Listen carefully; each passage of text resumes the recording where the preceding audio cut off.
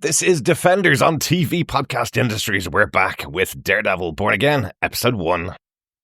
Well, I'll admit it's not entirely unpleasant to see you again. It's been a long time. Life has happened. You have children? No. You? Oh, no. I tried to mentor someone, but... well, that's the closest I've come. Didn't she shoot you in the face?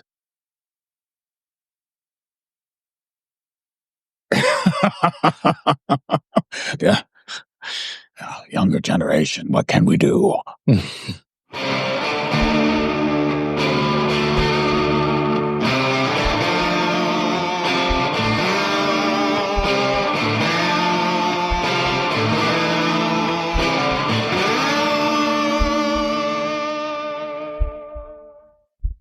Welcome back, fellow Defenders, to TV Podcast Industries and to Daredevil Born Again. We're talking about Episode 1 of the brand new Disney Plus Daredevil season. I'm one of your hosts, Derek. Hello there, fellow Defenders. Yes, great to be back in the world of Hell's Kitchen and Matt Murdock and Daredevil. I am, of course, one of your other hosts, John. This feels very special, doesn't it, John, to be back? It really does. Yeah. Very nostalgic. Yep.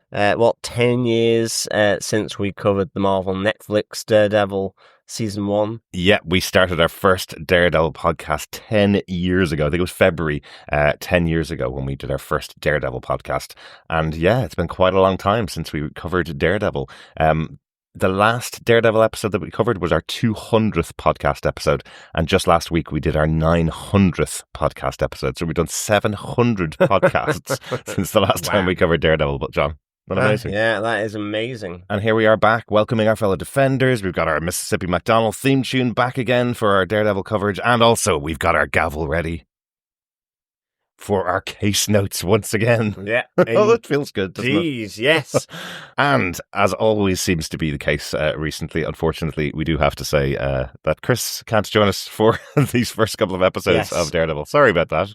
Our Foggy Nelson of the podcast can't be with us for unknown reasons. Well, the real reason is that he's covering Invincible with me and he only has time to do one podcast a week at the moment. So we've got 2 more episodes of Invincible to go. Once those are finished, we will be back here with us for our coverage of Daredevil. So he is our missing avocado at law. Which is not a good thing given the opening of this episode. Yeah. But I think before we get into our spoiler-filled discussion, as we are back in the world of Daredevil, for any new Defenders who are just starting to follow our Defenders podcast on TV Podcast Industries, please head on over to our website at tvpodcastindustries.com, where you can subscribe to any devilish or heavenly podcast catcher of your choice. Absolutely. And we want to hear your thoughts about every single moment of Daredevil. We want you to email us to feedback@tvpodcastindustries.com or pop on over to our Facebook group at facebook.com/groups/tvpodcastindustries, where there'll be a spoiler post up for each and every episode of the show.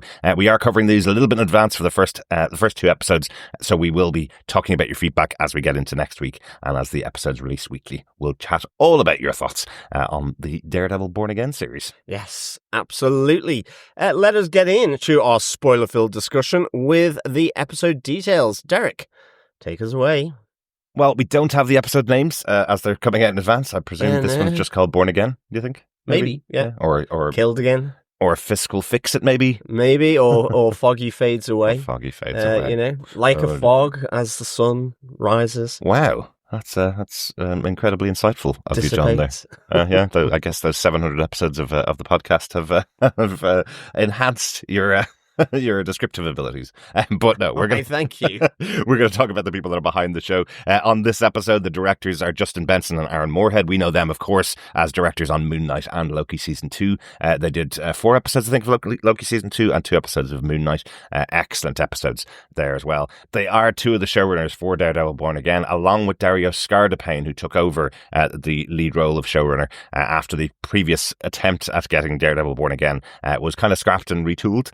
he was the showrunner on The Punisher on Netflix, so he's coming with all that knowledge of the Netflix shows. And this whole episode was completely retooled after they had decided they were going to go a different direction from the original planned direction on Daredevil. So Justin Benson, Aaron Moorhead, and Darius Gardapen coming on board to focus it more like a sequel to the Daredevil series from Netflix. Yes, absolutely. You can really tell, can't you? You can actually. Yeah. It really feels of that same vein, to be honest. More so than I think any other Marvel TV show so far. Yeah, absolutely. They've all had their style that's fit in with the Marvel Cinematic Universe, the movies. This really feels like you just walked out off the set of season 3 and went straight into season 4. It's interesting. We were listening back to our 200th episode about Daredevil, the final episode of Daredevil, and we were speculating that there might be a 4th season of the show coming up. We're really excited about it and what could happen, and could characters like Bullseye come back, and would Wilson Bethel come back and play him? And here we are opening the episode with so much nostalgia and so many actors coming back and playing their previous roles. It's really interesting that this many years later, it's 7 years, I think, since the last time we had a Daredevil episode. This many years later, this many people came back to reprise their roles for this opening of Daredevil. Absolutely. It's cool. But John, do you want to tell us what they gave us with your synopsis for Daredevil Born Again, Season 1, Episode 1? Sure. The Avocados at Law, Nelson, Murdoch and Page head out for a celebratory night at Josie's bar as one of their police contacts, Cherry, is retiring. While there, Foggy gets a call from a client he has stashed at his apartment. He believes he's under attack. While Matt suits up as Daredevil to help the client, Bullseye, an enemy from their past, assassinates Foggy and begins to open fire on Josie's bar. Daredevil quickly returns to the bar to tackle Bullseye, while Karen is unable to save Foggy. As Daredevil hears Foggy's heart stop and in the pain of Matt's loss, he throws Bullseye from the top of the building, attempting to kill him. 1 year later, Matt is now working in his new law firm with up-and-coming lawyer Kristen McDuffie. He gives a victim impact statement at the sentencing for Bullseye as Karen Page returns to town. With Bullseye convicted for 17 life sentences for murder, the system has worked, but Karen isn't willing to stay with Matt after her loss. Meanwhile, Wilson Fisk returns from his time in Tamaha, Oklahoma. While he has been away, his wife Vanessa has been running his nefarious businesses. All connections to the Kingpin have now been removed, allowing Wilson Fisk to run for mayor of New York City. When former police officer Cherry fails to find any dirt on Fisk, Matt sits down face to face with him. They warn each other of returning to their former lives of crime boss and vigilante.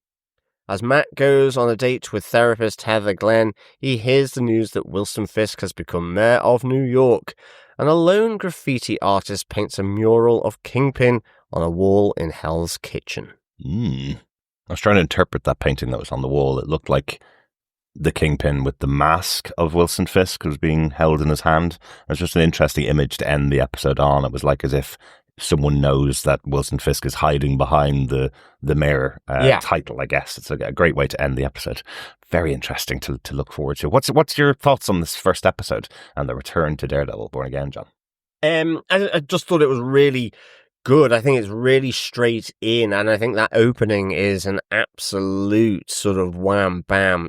All senses are engaged here, all emotions are engaged. I think it's really good. I love how they, focus like they did in the original series with Matt listening in on conversations and slightly blurring the image in some cases. Yeah. So that's really good. I loved it when they did that the first time, when you see him listening into the conversation that Foggy's having on the phone. You see the screen actually widens to full screen.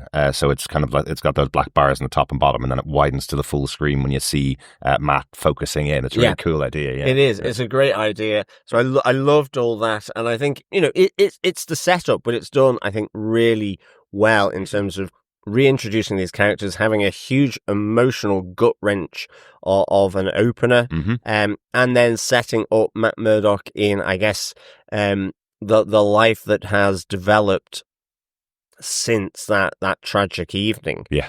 And also with the return of Wilson Fisk. So this is I think a really good episode 1 to get people who remember Marvel Netflix back on board, but equally, to spin it about a bit and mix it up. Yeah, couldn't agree more with you. It does feel like we're back in adult Marvel again, like we were definitely, when we were watching the Netflix shows.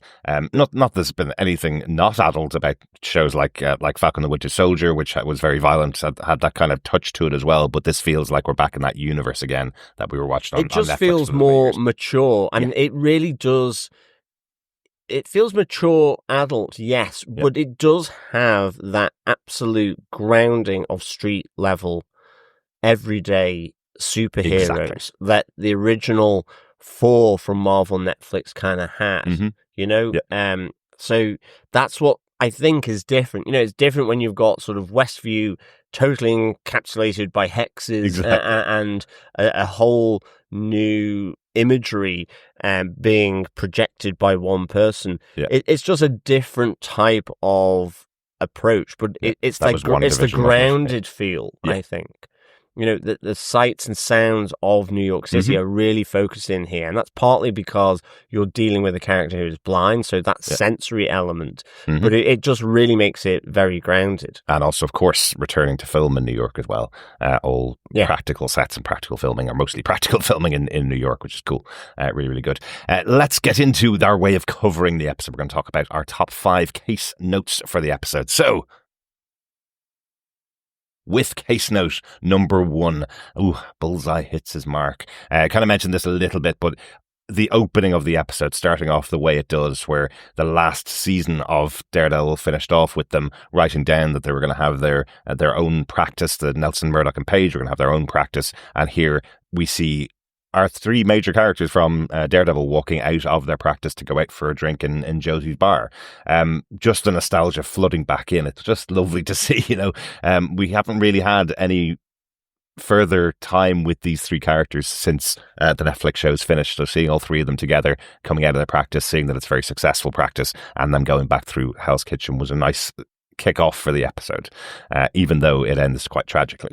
Yeah, absolutely. I mean, I think, it really does tee up the emotional roller coaster of this opening section of Daredevil. Yeah. And I think, it's really good seeing that, they've established their law practice.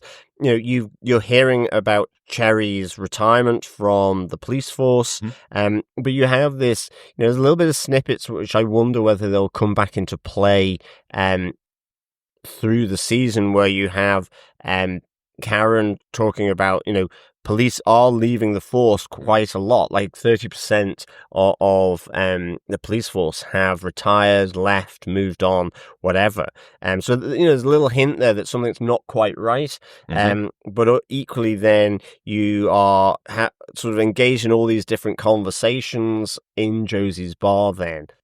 I like the moment where you see Foggy speaking with Kristen McDuffie, who's in the DA's office, and he's talking about Hogarth and Hogarth, Chow and Benowitz, that law firm. You have him then talking about Nelson, Murdoch, and Page, just with the first letter of each, NMP, and just having the fact that here Foggy's probably about to get chewed up by Kirsten McDuffie, well, yeah, but he kind of feels like he's chatting her up. Yeah, exactly. He feels like I like that. It was nice, again, a nice little thing. And then you start to sort of have the concern from Matt as Foggy's had to take this call outside, and they go to see what happens. But ultimately, Benny, I think, is the person who calls and is feeling threatened, but ultimately the person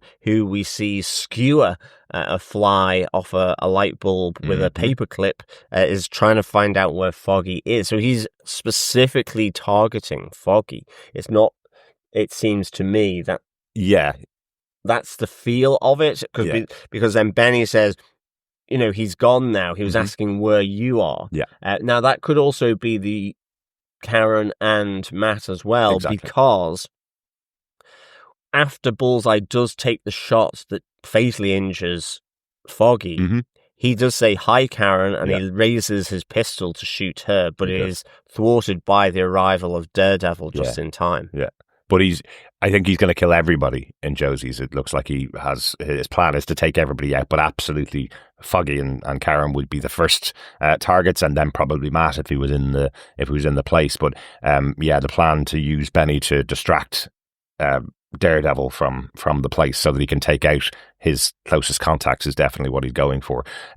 He's really brutal here, and they're doing a nod back to Netflix Daredevil's one-shotters or oneers, which used to be the 5-minute no cuts, or a scene that looked like it had no cuts, and they try to do that here with Bullseye and Daredevil and their battle through Josie's. Well, yeah, that's it. I mean, it's a great fight, actually, between Bullseye and Daredevil. I love the fact that Bullseye seems to be creating a pincushion out of Daredevil with all the knives that are sticking out of him. And it's a really brutal fight. As you say, it's that corridor stairwell fight, which is really kind of famous. Some of the CGI here is a little bit stilted as it kicks in, like certainly as Daredevil swings in. I think as it goes from the outside to the inside, it does feel a little bit more CGI'd than I would have expected the initial part of the fight. But as it goes on, I think it's just catching the glimpses of what Bullseye is doing throughout. Daredevil is trying to beat him back, trying to beat him down, but Bullseye is taking every opportunity to kill anybody he can around him. He's using snooker balls from the table or pool balls from the table to take out people as he goes. He's using all of his knives, as you say, to throw them at Daredevil, but also to kill other patrons of the of Josie's bar that night.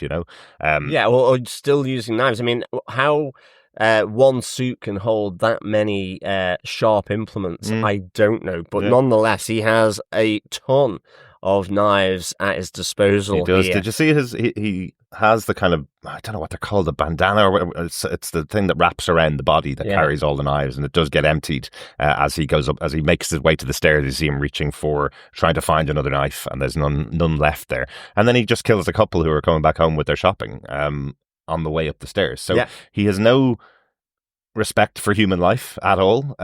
This Bullseye, we know at the end of Daredevil season 3, he had become that villainous character. He'd lost his partner. He turned on everybody around him, and I thought he'd been arrested and put away actually at the end of Daredevil season 3. But here he is back out. So obviously some time has definitely passed. I think it's about 3 or 4 years since the end of that show and the start of this show, and we have Bullseye here taking out his revenge on Matt and his family, I guess. Well, as the judge says, he was without remorse, and it was pretty brutal and uncompromising, the attack on Josie's bar. I think what's great here then is that Foggy has been shot, is bleeding out. Karen is trying to stem that blood flow and loss. I think the ambulance has been called. You can hear sort of sirens in the distance, but ultimately, at this time, it comes too late. I love the fact that you have Daredevil and Bullseye on the roof, still fighting, and at that critical moment, you hear Matt tuning in to effectively Foggy's heart stopping, and you have that sort of huge wrench of emotion, both with Matt and with Karen. And you have Daredevil effectively, in a sense, as Fisk would describe, connecting with his dark side, and effectively loses it and throws Bullseye off the roof. And that also freaks Karen out. You can see she hears the thud behind her, and is like, I don't know whether she's saying, oh no, because of Foggy. I think it is part of that, but then that the realization that Matt has actually also done the same thing. So I think it merges into that, where she's like realizing he's effectively killed someone, or so she thinks, so he thinks. I am still surprised he is alive after that. But I like the wide angle shot of him being thrown off the top of Josie's bar. It was really good. It really was kind of impactful. Just go from that straight to sort of a close up of him sort of on the street after that. But ultimately, this is a really sort of big, meaty impact of an opener with the death of Foggy Nelson. here, Absolutely. you know? Absolutely. And effectively with ramifications for, the remaining duo. Yeah, exactly. And, it is confirmed later on in the episode that Matt was attempting to kill. He did think he was going to kill Bullseye by throwing him off the building. He wasn't pulling his punches. He wanted him dead. And I think you're right. I think the reaction from Karen is, oh God, he's gone again. That's happened before in their history together. Yeah. She's lost him completely. So she doesn't want to put up with that. She doesn't want to have to go through that again, especially after losing her best friend in Foggy as well. So, Exactly. yeah. Exactly. One final thing that happens in this opening section as well that we should mention, you talked about Karen mentioning how many of the police force have retired or left the force over the last couple of years. Her numbers are always accurate, she says, and it's a huge percentage that are leaving.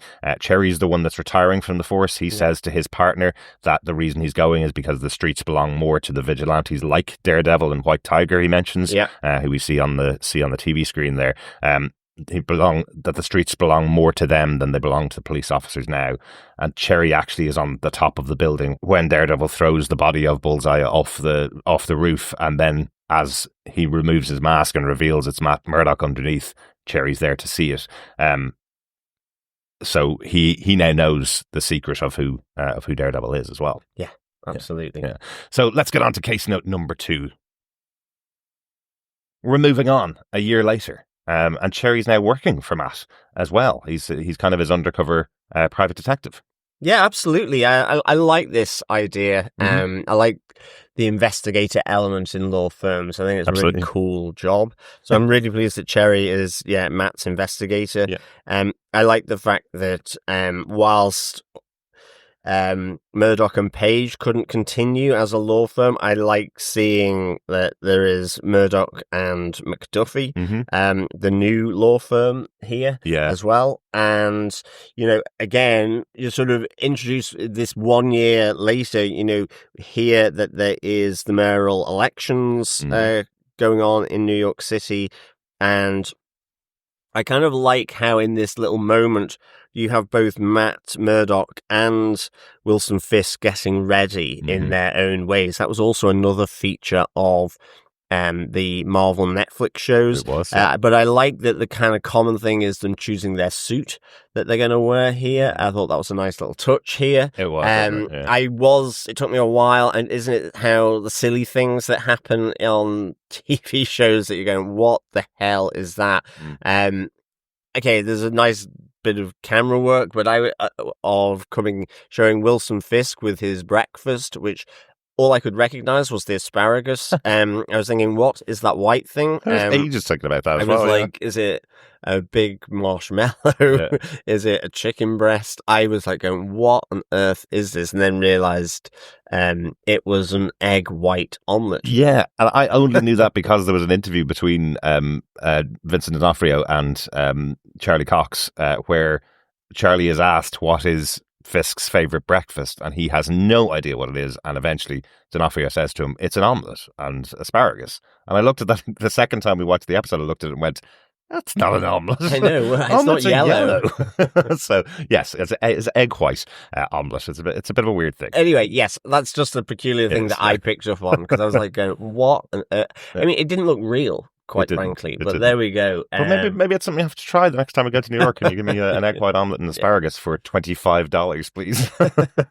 But the reason we're coming back a year later to Matt's life is because this is the day that Bullseye is having in court, and he's going to be convicted of the murder of Foggy and everybody else that's killed at Josie's bar. So Matt has to go and give a deposition, or go to the deposition and give his impact statement, I think is what we'd call it here anyway. I'm not sure what it's called in American law, but I think that's what he's doing, giving his victim impact statement for the death of Foggy. A really emotional speech from Charlie Cox, and that's why he's so good at this role. Yeah, he can play both sides of the character really well, that kind of violent, aggressive, on edge character that he plays, and also that really emotional person dealing with the death of his best friend. He does it so well.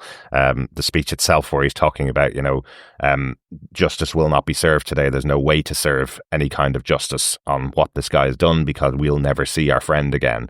As Karen comes into the courtroom, all I can hope is that there will be some form of punishment for what's happened. Is the way that he talks about it. And he gets 17 life sentences. I think the judge goes think hard that's in right, here yes. because also it's not just Foggy. Exactly. Okay, that's the focus here, but there's a number of other people that are taken out at Josie's bar Yeah. as well. I do think it's also sort of double whammy at the same time of all that emotion coming back to Matt Murdock, and also having to have difficult conversations with Karen because of this strange relationship since the death of Foggy. That it's also the same day that Wilson Fisk announces his candidacy to run for mayor. Yeah. So that's kind of, it's just like it's the horrendous day It is. for Matt Murdock. But I think the interesting thing as well coming out of this was that, in a sense, rather than pulling together as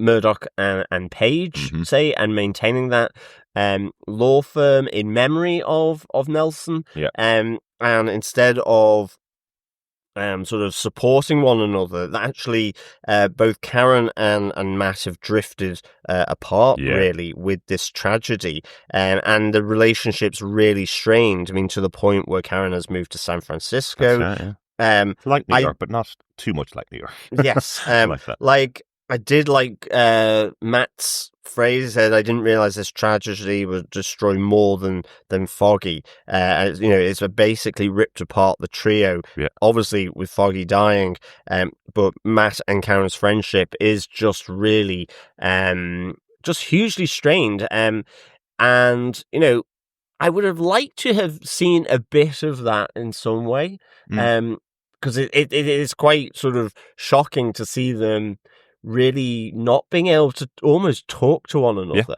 Absolutely. And especially if they were so close. There was even a little joke in the opening scene about Karen saying, "Let's get out of here," and Matt going, "No, that would cross our boundary as friends, and you're part of the friend code, and as a lawyer, I can't possibly break the friend code." There was a bit of a joke again about their chemistry and their relationship. I do feel now, after hearing some of the behind the scenes stuff, I do feel that this was all added on, that the return of Deborah Ann Wall, the return of Eldon Henson, and the return of the avocado law, that opening sequence, is completely added by Benson Moorhead and Scarda Payne for this new retooling of the show, and that we actually probably won't see Karen again in the series. I think this is all trying to give you a shorthand to show you how Matt's moved on and how he has a new group of people around him, and not Karen and Foggy. No, absolutely. And I think really when you hear about it, it's just simply that they couldn't get past each other's grief and weren't, like, Matt isolated himself from Karen initially, and then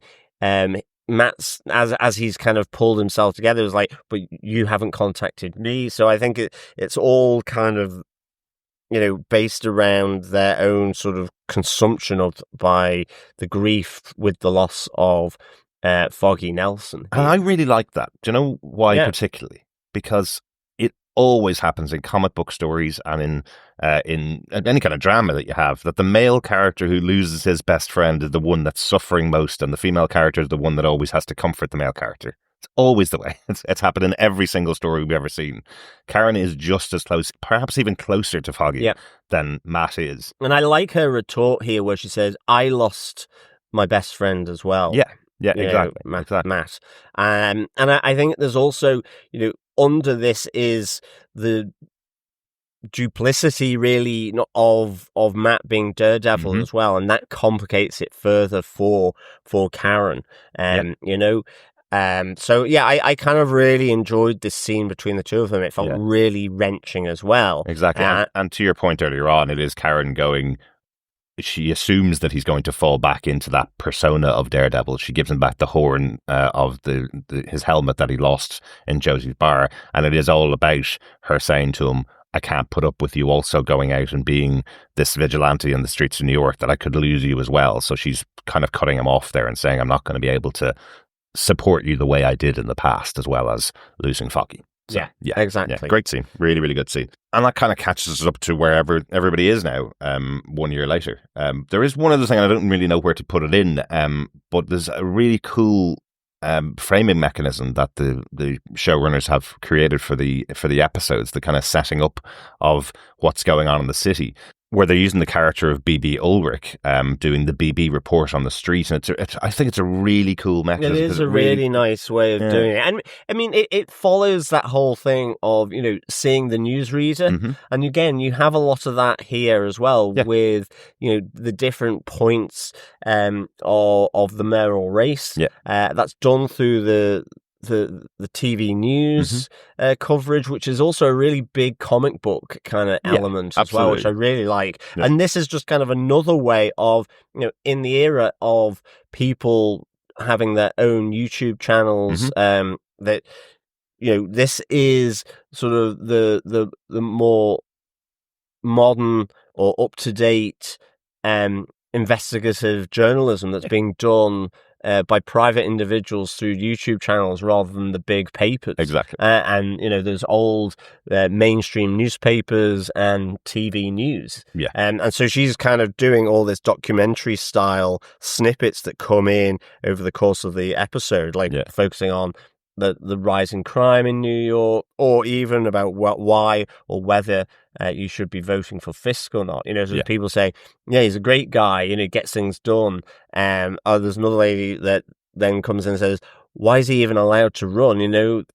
It's been said that he battered someone's head in and smashed someone's head in. Yeah. So I was trying to work out what that is. Sorry to just take that off slightly as well, but I was trying to work out whether they mean where he killed the ice cream vendor in front of Echo when she was a kid, in front of Maya when she was a kid, or is it the one that he crushed in the door of his car in the Daredevil TV show? I can't tell which one it was. I think it could be either or just one of them has made it out, I guess, into the zeitgeist. Yeah. And also the other cool thing about BB Ulrich being here, for those of you who have watched the first 3 seasons of Daredevil on Disney Plus or originally on Netflix, she's the daughter of Ben Urich, a major character from the first season and a major character from comic books.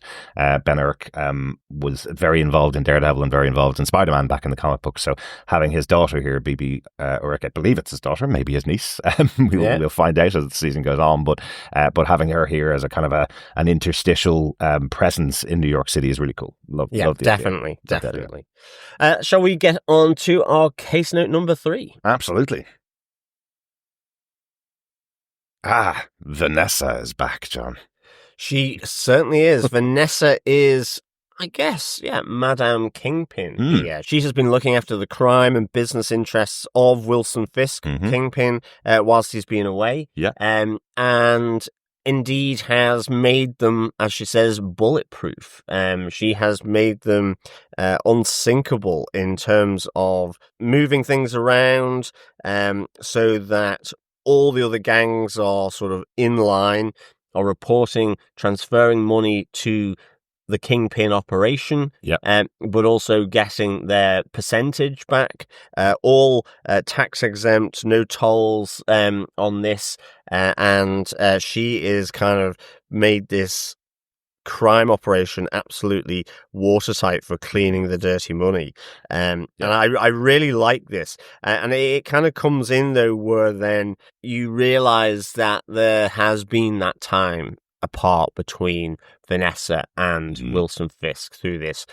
He shows up at this meeting where effectively then all the other gang leaders just leave. Yeah. And she makes that point, and I really like that. She says, you still got the ability to make all the heads of the different crime organizations leave a room without saying a word. It is a real cool moment where she points that out, I think. Yeah. Just to show the the reputation, the power of the Kingpin, his that he holds over the others. Yeah, it's kind of the 2 different management styles. What she points out, he ruled by fear. Basically, you do what I ask, what I tell you to do, or I kill you, or I get you killed.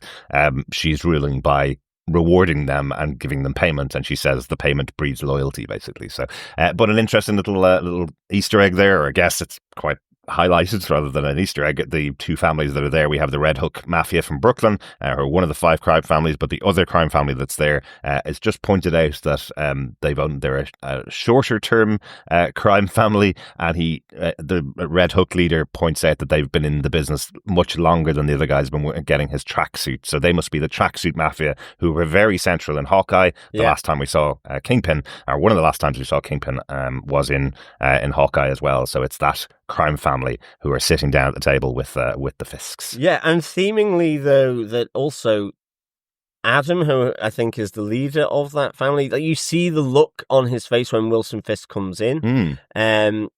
I guess slightly defiant, I would have said. Not totally, but almost he wants to still be seated and not to move, but is kind of the wave of everyone else moving.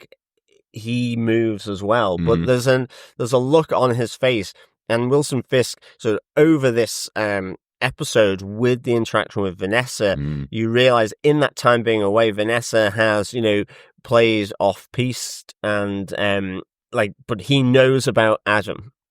Yes, that there was a relationship between the two. I didn't catch that. Very good, John. Yeah, but she says, "But don't kill him," and he's like, "He won't. He's not going to do that." But you see that there has been this distance, even though, with Wilson Fisk back from recovery, he says, "I was shattered and broken," but he knows 2 things whilst he was recovering. His undying love for her, Vanessa, and what we could do for this city. Yes. As he, is happy that all the operations are bulletproof, because this allows him to run from there. Yeah. But I do like that in his moment of triumph, Vanessa is distant from him. She's sipping champagne, but effectively leaves, and he is kind of torn between receiving the accolades from and because of his victory, but also he's kind of trying to keep an eye on Vanessa. He wants her to be a part of it, but she, at least in public, she isn't. But they do meet up out on the rooftop after his victory in the elections. Yeah, and I think that's partly to kind of create that distance from the two of them in case there is some of the nefarious activities could lead back to him, so he can possibly say that in public they are slightly estranged. Maybe that's a way to do it, but also because he's been away, and they lightly reference the events of Echo. They lightly reference the events of Hawkeye, that he was very heavily injured, thought to be dead, recovered while he was away in Tahoma, and returns after being spurned, I guess, by Echo, and here he is back with Vanessa. So Vanessa's dealing with all the business dealings without knowing whether her husband was ever coming back. So it's an interesting situation that you got with them here. And it also, the final reference that they have there, it also references when in season 3 of Daredevil that Kingpin was actually brought down by them finding the ties between his public persona and and what he was keeping behind. So that was how he was taken down. So this time he's prepared himself. He's made sure he's completely separate from the gang work going on in New York. So absolutely. Let's get on to a quick point, John. On to case note number 4. Dating Matt. Because it's Matt, he always has to have a love interest. It has been a year, I suppose, since there was at least the tete-a-tete with him and Karen in Josie's that particular night. But his new partner sets him up in such a great way with one of her friends. I really liked this, where Matt's being told that he needs to go out to speak to a potential client. Dr. Heather Glenn, the therapist. Exactly. And she is being told by her friend, Kirsten, that she has someone who needs some help with trauma and needs some therapy advice. Yeah. And for a minute at the beginning of this, when they sit down and they're having coffee, you find out that she's a therapist. For a minute I was thinking, is she actually just sending him? Is Kirsten actually just sending her friend out to a therapist? Because Matt would be unwilling to go to a therapist. I thought it wasn't a date. I thought he was actually genuinely being sent there to talk about his feelings to a therapist, because she'd realised how traumatic his last year had been. Well, it's the new confessional, I guess. Basically, effectively. Effectively.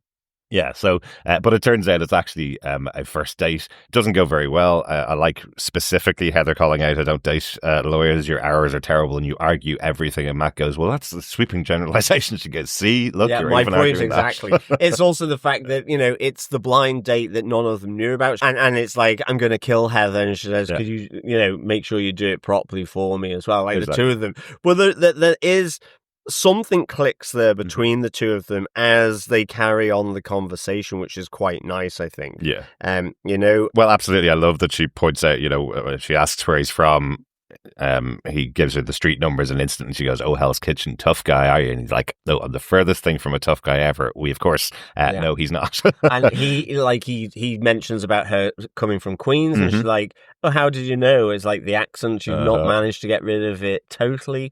So it's a blind thing, and she's like, wow, and I like this, and we see then that they do go on a dinner date. I like, she says, we're a better dinner date than a coffee date. Again, I just love the fact that as they're walking down the street after the dinner date, Matt is getting swamped by all the noise that is focusing on Fisk, from other people, from the TV, from conversations on the street. Yeah. But his own bias is tuning into all the different conversations about Fisk, because this is where he learns that he's won the mayoral race.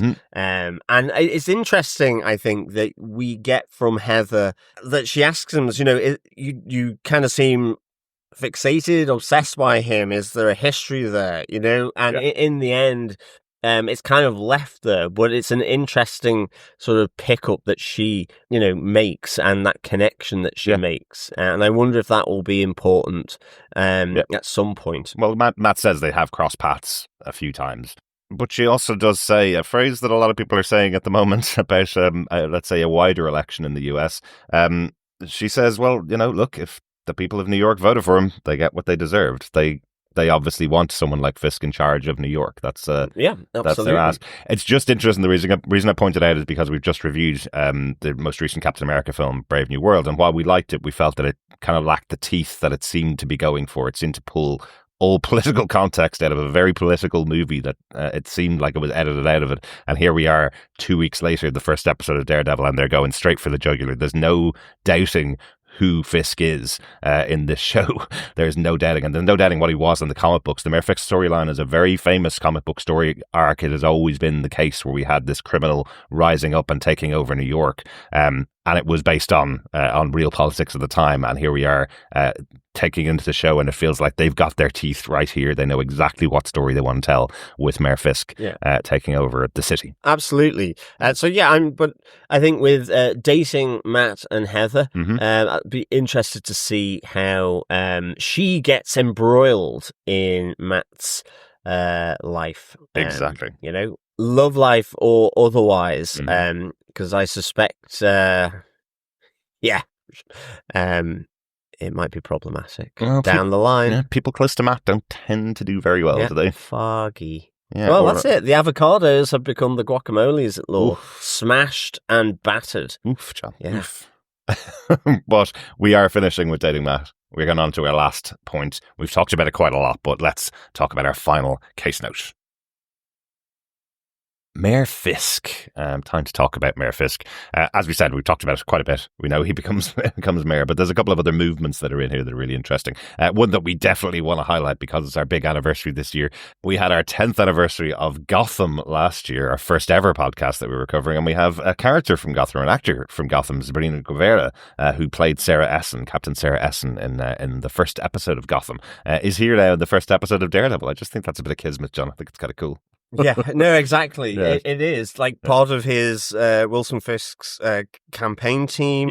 Yeah. I like to have Fisk can fix it. That's his slogan. Mm-hmm.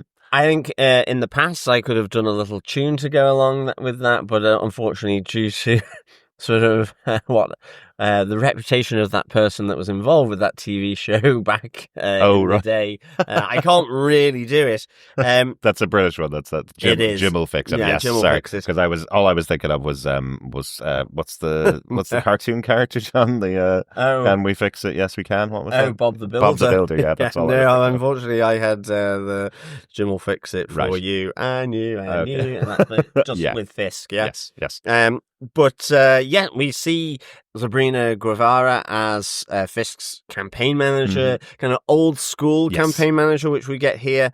Which we have kind of a new guy who's there that Fisk seems to have taken an interest in. So we'll see how that goes. He's there simply because he got 2,000 signatures and was cheap. Yeah, he's kind of the young social media manager who's saying, but everybody's talking about him online. He's definitely going to be really, he's definitely going to win this election. And Sabrina Guevara is kind of going, look, it's not about social chat. It's about getting feet on the street and getting the votes in through policies. Like, yeah, old lady. That's not how it works. Well, that's it. but There he's is that chat of, you've brought in a number of unconventional sort of new people onto the campaign team. Exactly. And, this is one of them, but also you see Fisk's, I guess, new right-hand man in Book. Yes. I mean, ultimately, you think he's just part of the campaign team, but I think when you see Fisk coming out of the TV studios and he's being, Book is passing all the people, and he's the first one to see Matt Murdock and knows who he is and what he's about, effectively. Are we thinking Book is the new Wesley? I think so. I'm one of our thinking, favorite characters from the original Daredevil show. I am thinking that Book is the new Wesley. Yeah, he just has that look about him as well. He looks quite like Wesley from the original series as well. We should mention that the young social media guy is played by James Gandolfini's son, Michael Gandolfini. So quite a famous connection, I suppose, to the mafia side of New York in the Sopranos family. So interesting that he's the actor playing this character here, working alongside Kingpin. But you started to mention it there. The other big thing we haven't talked about is the big scene between Fisk and Murdoch. The face-off in the diner. Yeah, I love this, and I know it was in the trailer. I don't hold that against them. This is the big first episode. You want to know that the two of them sit down together, have this discussion. It has that feeling about it, like Robert De Niro and Al Pacino sitting down in Heat and having that moment together in the diner. So it's really good. It's the lines being drawn, isn't it, really, here? Yep. It starts off jovial enough, but when I say jovial, it's kind of light but edgy and a few little barbs. Like, I do like that. Fisk says, well, I tried to mentor someone, that someone being Echo, and you have Matt going, but didn't she shoot you in the face? Exactly. Like, it's a barbed response to his kind of conversation about whether does Matt have kids or and so on. Yeah. But also reveals that Matt's been keeping tabs on him because Matt wasn't anywhere near that situation, so he knows exactly what's gone on. But yeah, there's some really interesting moments in there, where Fisk's saying to him he does want to become the mayor of New York because he does love New York, and says a rich man is self-serving, but a mayor serves his city. And what I love about Matt is a human lie detector. That's part of the abilities that he has, is that he can tell when someone's lying. And I think he believes that at least Wilson Fisk believes this about himself. He believes he wants to become mayor because he wants to serve his city. And that's the interesting thing about Wilson Fisk's character. He has always believed in what he's doing, that he's doing the right thing. He never believes that what he's doing is the wrong thing. So what's interesting about their dynamic is Matt's trying to get him to trip up and say, well, really what I want to do is free the cities and allow all the villains to take over. And what he's actually saying to him is, I want to bring the city back to the way it used to be, and get rid of all the vigilantes, is the big platform that he's running on. Yeah, I mean, it's because this whole conversation, really starts to slip though, and it's because Matt has his suspicions. He's concerned that Kingpin is back, and he's just gaming the system. As you say, he's trying to find that out. I think there's a few like tense moments where Fisk kind of, without being asked, confirms he didn't have anything to do with Foggy's death. And I'm like going, okay, maybe that's just maybe that is right, maybe Yep. it's not. But also, I know there's still that thing in the back of my Yeah. head where I'm going, is just going to be revealed at the end of the series that that Bullseye was working for Fisk. exactly. And I think, you have Matt really, both of them starting to caution one another effectively. Mhm. That Matt is, if you've changed, that's fine, but step out of line and I'll bring retribution. Whereas Fisk talks to Matt about the darkness inside, the violent nature Yeah. that can transform you. And talking about throwing Bullseye off the roof effectively. Yep. But equally, Fisk then moves it that he is not going to tolerate vigilantes and men in costumes. Mhm. So if he goes back to that, he will be pursued by the law, Yeah. effectively. Yes, there will Um, be consequences if you go back. Yeah. So I kind of like how this kind of initial standoff goes from a little bit like slightly jovial to some extent, Mhm. but all the time it was always going to end off with this seriousness and the boundaries being drawn here. Yeah, absolutely. If you go back, if either of them go back to their old ways, the other will punish them for it. It's kind of the rule that comes out of this. But yeah, it is interesting when Fisk mentions about Matt. He's the one that confirms that Matt was trying to kill Bullseye when he threw him off the roof. That's the confirmation that we have. So again, a piece of information that Kingpin shouldn't know about Daredevil, and a piece of information that Daredevil shouldn't know about Fisk, are both shared in this conversation, both knowing that this is their biggest nemesis. They have both kept tabs on each other Exactly. throughout the years. So yeah, really, really interesting one. And yeah, as we said, he has become New York mayor, and leaves everybody with a good night, saying, "Tonight and every night, I love New York." So yeah, it's a massive moment, and I guess it's kind of summed up by the social media manager that we mentioned earlier on, where he's going, Mayor Fisk, that was the coolest thing in the world, and that's why he's gotten to this position. Yeah. We're here watching him from the outside, knowing this guy is a real villainous character, and here he is sitting atop New York in that massive position of power over this city, and what's Matt going to do about it? Really interesting. Absolutely. Good stuff. Derek, any notes for this episode? I think we talked through all my notes, but I'm going to leave the one note I do have. I'm going to leave it to you because it's a little callback to our old days covering It is, Defenders. absolutely. Yeah. We do have our whiskey watch, our first whiskey watch of the Disney Plus era, in Josie's Bar. Now, one of those whiskey watches is our first question. That's right. But there is another one. Whilst very blurry, I think we do have it as either Summer Hill or Summer Hall whiskey. Yes. That Josie pours for Cherry and Lieutenant Kim. Yes. So yes, our first whiskey watch. I wonder if we will get any more. We brought this in with Jessica Jones We because did. she liked her whiskey. She certainly did. But we do get a lot of whiskey being poured out there in Josie's Bar at the start of this episode, and a famous tale of a mythical whiskey, which will be our first Josie's pub quiz question. Yes, but before we get on to our pub quiz, let's wrap up the episode with our usual. John, do you defend Daredevil Born Again Season 1, Episode 1? I absolutely do defend this episode of Daredevil Born Again. I give this 4.5 red bullseyes give you wings out of 5. Nice. Yes.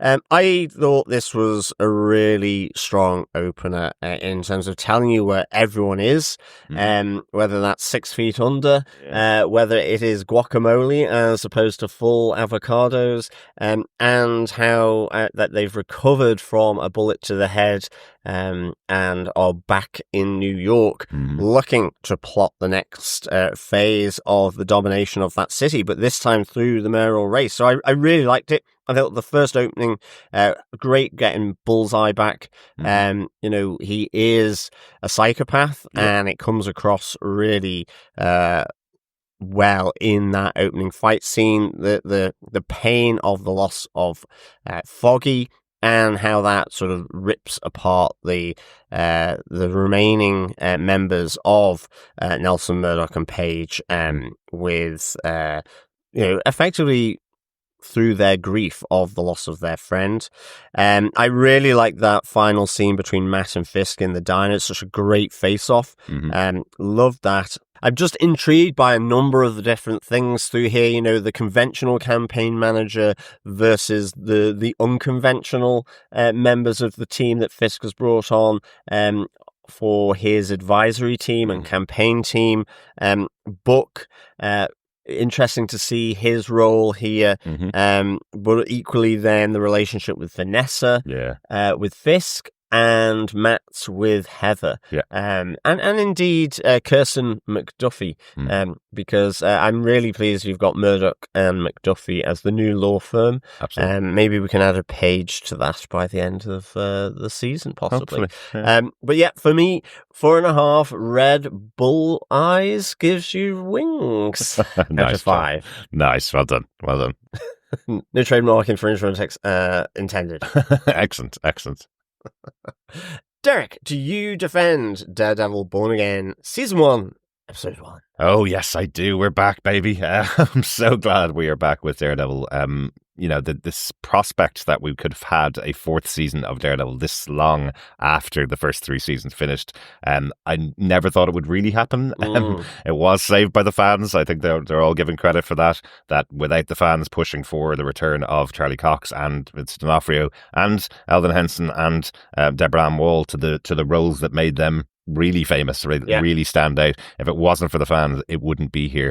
And I think when they had finished the first version of the series, they realized that what the fans really want is a follow-up to the original Daredevil series rather than something brand new. So I like how they bridged the gap between the two. Things have to be different. Things have moved on. The Netflix series weren't without their faults. There are things that will be done better and can be done better. So I'm glad they took the opportunity here to give us a moment at least of nostalgia, and then kind of use that nostalgia against us fans. Having them kill off such a major character as Foggy to kick this story into motion and break up the Avocados at Law completely, leaving Matt on his own with a brand new cast of characters around him and dealing with the familiar villain that is Wilson Fisk is a great way to start off the series. I'm really interested in the story they're going to tell this season with Mayor Fisk. It's one of the most interesting storylines from the Daredevil comic books. I really enjoyed it when I read it before, and there's a couple of other people that are coming up in the season that I'm really excited to see as well. So a great kickoff for season 1, episode 1. Looking forward to episode 2 next time. Excellent stuff. I think without further ado, let us get on to Josie's pub quiz. And the question for this episode of Daredevil, the Whiskey Watch in question form for the pub quiz. Yes, throughout the season we're going to be giving out a question each episode of Daredevil. All you need to do is gather the answers together and email us at the end of the season to feedback@tvpodcastindustries.com with your answers, and you could get your hands on some Daredevil Born Again goodies. Excellent stuff. Question 1 for the first episode of Daredevil Born Again. What is the name of the 20-year-old bottle of whiskey that Josie keeps behind the bar? Excellent. It's said in dialogue, and I think we even see it being poured in the episode, but definitely said in dialogue, so you'll see it. Pop on your subtitles in that bar scene, and you'll catch the spelling of it too. John, do you want to give the question one more time? Absolutely. What is the name of the 20-year-old bottle of whiskey that Josie keeps behind the bar? Fantastic. That's it. Justice is served. That's the end of our discussion about the first episode of Daredevil Born Again. We will be back next time with our discussion about season 1, episode 2 of Daredevil Born Again. But if you want a different flavour of what we cover here on TV Podcast Industries, we're also covering the wonderful Invincible over on Prime Video. We've got episode 7 of that coming out this week, which we're looking forward to chatting all about. You can find that over on our main website at tvpodcastindustries.com as well. Absolutely. And of course, please support the podcast by sharing the podcast, because sharing the podcast is, of course, sharing the love. Yes, it is. Yes. You can also as well leave a review, and you can also support us through our Patreon and Buy Me a Coffee accounts as well, if you wish to. Exactly. But we'd love to share the podcast. Absolutely. We can't wait to go on this journey 10 years after starting the journey. Absolutely. And feedback, fellow defenders. Importantly, feedback. We love getting your thoughts in on these great shows. So please send it in to feedback@tvpodcastindustries.com or over on our Facebook group in the spoiler posts at facebook.com/groups/TV Podcast Industries. Absolutely. Thanks so much for joining us. We'll talk to you again next time. Absolutely. Thank you so much, fellow Defenders, for joining us in this very special show from Marvel TV until episode 2 of Daredevil. Keep watching, keep listening, and of course, keep defending. Feels nice to be saying that again, doesn't it? Absolutely. Bye. Bye.